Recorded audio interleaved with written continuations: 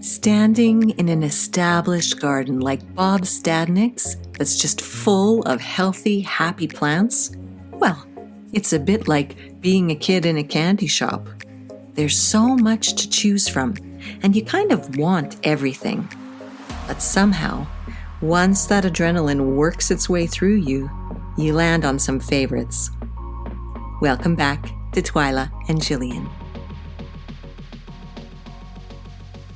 So what is this really light feathery? Is that an elder? That's an elder. Oh, what kind of elder? Yeah. Is that the lemon? That's a lemony lace. Okay. See, when you grow it in more shade, it grows more open. I have one that's doing the same thing, and it's getting very wide. Very nice. Yeah. And you can trim them. Yeah, I Yeah. pruned it up, and it's very low and Yeah, it reaches stretching out. out. Yeah. I like it. Yeah. They're so pretty.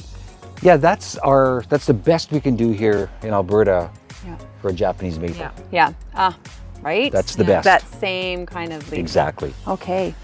What is this with these massive buds? That is actually a passion vine. Oh my gosh! Is that the one that's passiflora? That's the one. Okay. Very good. You got it right on. Thank you. I'm impressed. I've actually never seen one in real life. I've only seen pictures, so exciting. Well, he's taking a bit of a break right now from flowering. Yeah. He bloomed earlier, but now he's, kind of resting. Probably in a couple of days, there'll be a lot more blooms coming on that thing. Wonderful. Are you still fertilizing then too? Still am. Yep. Yeah, and a higher middle number? High middle number. Okay. Yep, you betcha. Okay, and that pushes the next one. And this fella? That is a voodoo lily. Yeah. So the voodoo lily, it's a member of the Amorphophallus konjac plant, the one that you have at the Matart, the one that really smells. stinky. Yeah, stinky. Okay, Yep. But this thing, it comes up, it has a flower. Yeah. It's about that big, a really bizarre looking flower.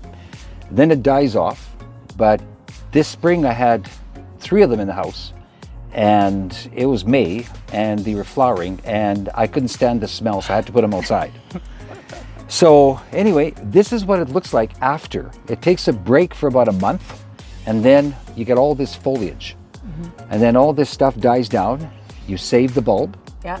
and then you have it next year again. Okay. So it's kind of a cool thing. I always like these novelty things, right? Yeah. Yeah. Something those leaves different. are taking energy to put into the bulb for That's the next right. round. Yeah.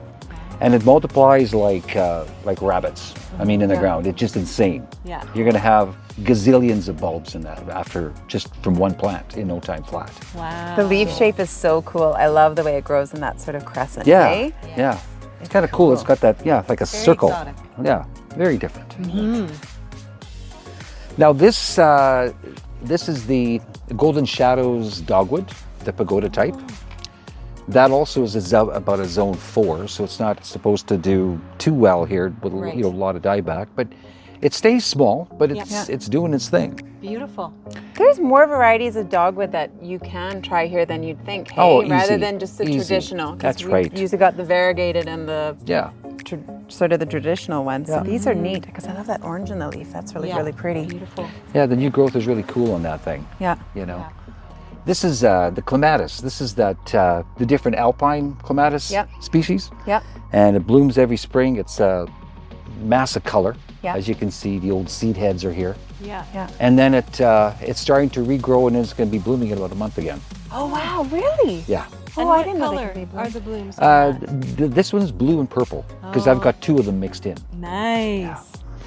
More of the alpine clematis? Yeah.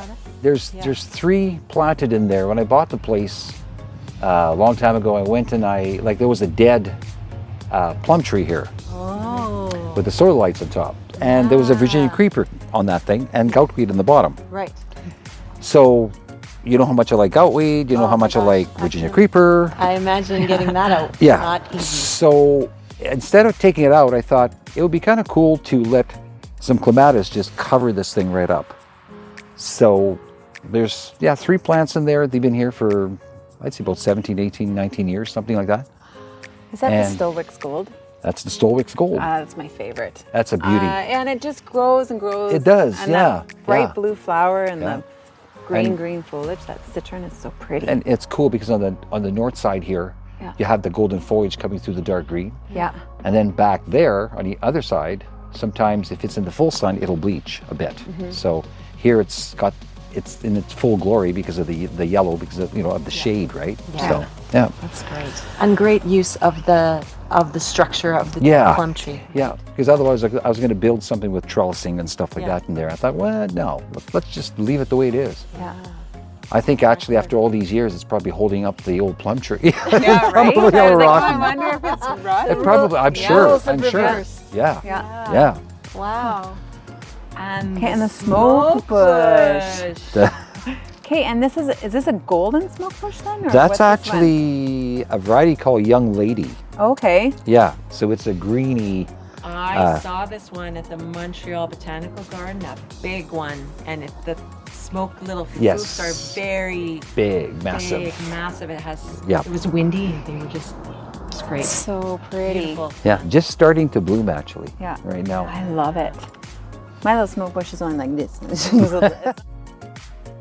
Oh my gosh! Did you gentian? Yes.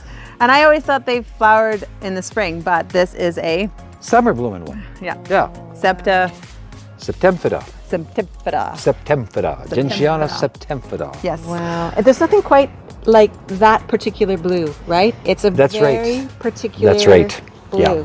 Yeah. It's very beautiful. Because you don't, in nature, yeah, like you said, very few blue flowers. Yeah. Yep. Very few. I mean, you Yeah. got your delphiniums, your monkshood, and Yeah. and catbits and things like that. But this is a true gentian blue color. Yeah. So And is this eryngium? and this is sea holly, eryngium. Yes. Yeah. Echinops and eryngium. The Yeah. thistles, echinops. The You got it. eryngium's the Yeah. thistle. Yeah. And this thing actually blew in by a bird. Really? Yeah. Wow. Because Thank and- you, Mr. Bird. Exactly. know, I Because wish there must have birds been around or my- ants or whatever, right? Because I get weeds. Yeah. You get a sea holly. The curated birds. They're just like, oh, in that yard we must. Yes, we've got something special for this lovely garden. and yet, no garden is complete without some cactus. Right? Yeah, and look at those. I mean, you got to put some kind of cactus in an arid, Yeah. situation like Alberta, In Alberta. right? Yeah. And So what kind of soil is that cactus in? I'm real curious. that's actually gravelly soil. Gravelly soil. There's sand under there. Yeah. So there's a lot of stuff in here. I've got that red lark delphinium growing back there as well. The new one that came out last year. And then this is that the shrub that you like, I Jillian. love it. I want one so bad. This is that Durka. I love it. Oh, Durka. This plant, leatherwood is the common name. Right. This plant never needs pruning. There's never any dieback on it. And this is the shape it grew. I didn't alter it in any way. Wow. And this plant is about, I'd have to say 15, 16 years old.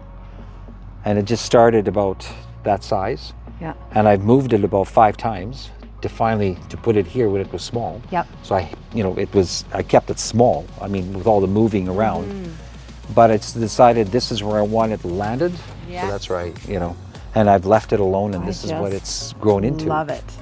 I could see this Right? in your space. Between the buckeye and the maple, Yeah. where the plum has to go. Because this is morning light. And it's like there's quite a bit of shade from the trees and stuff, so I Right, think it might yeah. work. So afternoon shade here. Yeah. And this can take full sun too, it doesn't matter. Yeah, I love it. I think it's it's so nice. neat. Bob Stadnyk is truly an inspiring plantsman with knowledge, patience, and skills. Thank you so much for welcoming us in, Bob. It was an absolutely amazing visit. See you next time on Twilla and Jillian.